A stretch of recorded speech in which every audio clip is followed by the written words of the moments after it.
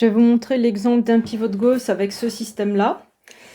Donc voici un système linéaire, pas échelonné. Ici, vous voyez qu'il n'y a pas ici, il n'y a aucun zéro, là non plus. Le nombre de zéros qui commence la ligne n'augmente pas. L'idée, c'est de l'échelonner tout en gardant l'équivalence. Alors, je vais choisir déjà une ligne avec un X en tête et qui sera la ligne du haut de mon futur système échelonné. Idéalement, je choisis la ligne avec un pivot égal à 1 ou moins 1 s'il y en a une. Ici, la ligne 2 est un meilleur choix que la ligne 1 ou la ligne 3. Parce qu'en fait, cette ligne 2, elle va rester et c'est elle que je vais utiliser pour transformer les autres. Donc avoir un pivot égal à 1 ou moins 1, c'est important. J'ai choisi de mettre la ligne 4 en deuxième position parce que j'ai un début d'échelonnement. Ici, j'ai pas de X à faire disparaître, donc pour moi, la deuxième position lui va bien. Et maintenant, qu'est-ce que je fais ? Je veux faire disparaître toutes les inconnues X en tête des autres lignes. La ligne 1, elle va garder son X en tête, mais pas les autres. Et pour ça, je vais modifier les lignes en utilisant cette ligne-là qu'on appelle la ligne pivot.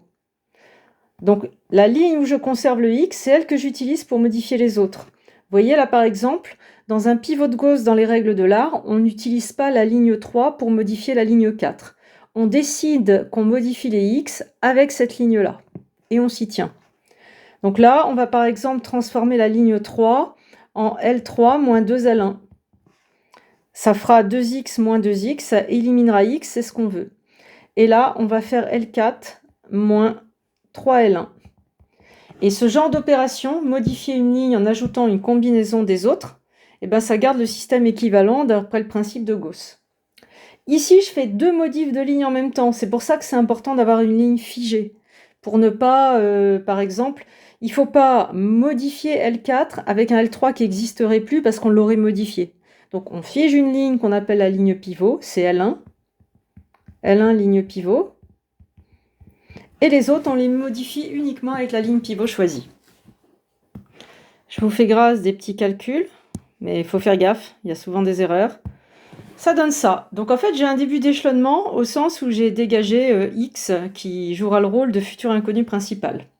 Et maintenant, je recommence. Je ne touche plus à cette ligne pivot que j'ai déjà utilisée. Je change de ligne pivot. Et l'objectif, c'est d'avoir le Y en tête uniquement sur la deuxième ligne. Comme ma deuxième ligne, le pivot associé à Y, c'est moins 1, elle est bien, je ne permute pas. Et ce que je fais, c'est que la ligne 3 ici, pour dégager Y, je vais lui enlever moins 2 L2. Donc c'est L2 qui devient ligne pivot. L1, on n'y touche plus. Là, on fait L3 moins 2 L2 pour que le Y en tête ne soit que sur L2. Et là, on va faire L4 moins 10 L2. Ça dégagera le 10Y. Après calcul, on trouve ça. On voit que la troisième ligne, on peut la réduire par 2. Donc ça, il n'y a pas de problème. Si on s'en rend compte après, on le fait. Et donc là, je vais avoir du moins 3Z moins 2T égale moins 9. Aucune des lignes ici n'a un pivot égal à 1 pour l'inconnu en tête Z. C'est pas grave. Je prends la moins moche. Ici, j'enlève tous les signes moins. Je prends L3 ligne pivot. Pour annuler Z à l'étape suivante, je peux faire L4 plus 19 tiers de L3. Mais c'est pas très agréable de faire des calculs avec des fractions. Donc en fait, vous avez le droit de multiplier la ligne que vous modifiez et de lui ajouter un multiple de la ligne pivot. Donc concrètement, il vaut mieux faire 3L4 plus 19L3. Cette combinaison va bien supprimer le nombre de Z et ça évite d'avoir des fractions. Et après calcul, ça s'arrange bien, ce qui me rend confiante sur mes calculs. J'obtiens ça. Ça y est, je viens de transformer avec un pivot de Gauss le système de base en un système équivalent.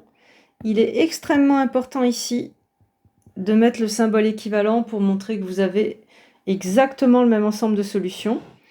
Il est échelonné avec que des inconnues principales, 0 inconnu secondaire. il y a une et une seule solution qu'on va trouver en remontant de bas en haut et en substituant. Et donc après, quand vous faites les calculs de bas en haut, eh bien, si 5t égale 15, c'est que t égale 3. Ensuite, 3z égale 9 moins 2t. Ça veut dire que z, c'est un tiers de 9 moins, je remplace 2t par 6, en allant chercher la ligne d'avant. Je trouve la valeur 1. Y, c'est 2z plus t moins 6. J'ai remplacé par les valeurs, je trouve moins 1 et x 0. Et donc, a priori, ce système n'avait qu'une et une seule solution, c'était le quadruplé 0, moins 1, 1, 3. À bientôt pour d'autres exemples.